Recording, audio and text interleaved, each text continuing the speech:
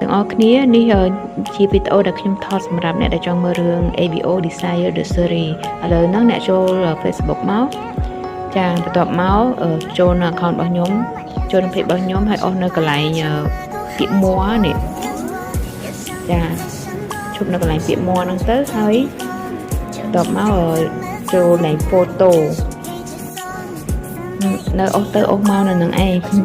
យាយទៅអស់នៅចូលកន្លែង photo ហ្នឹងចាបន្ទាប់មកទៀតចូលនៅកន្លែងកម្រងរូបភាព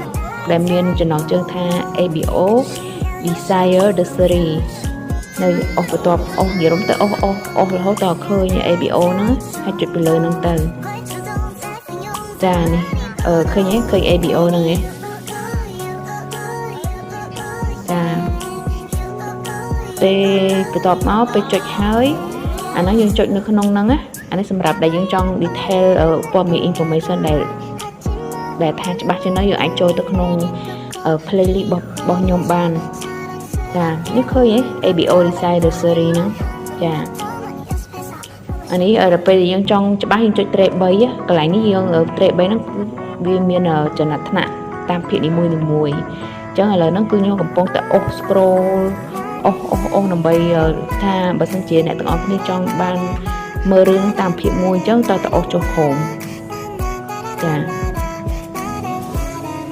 ញ្ចឹងអ្នកដែលថាអត់ដឹងថាត្រូវមើល ABO Desire the Series បន្លំលោក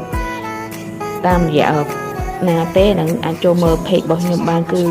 Facebook page ព្រះច័ន្ទប្រឡំលោកព្រះច័ន្ទ Moon Novel ហើយនឹងរឿង Revenge Love ក៏ខ្ញុំផុសនៅក្នុង page ហ្នឹងដែរចាតែ Revenge Love ហ្នឹងគឺខ្ញុំអាប់ដេតដល់ភាគទី168ហើយ Revenge Love ហ្នឹងគឺយើងច្រើនតិចដោយសារវាមាន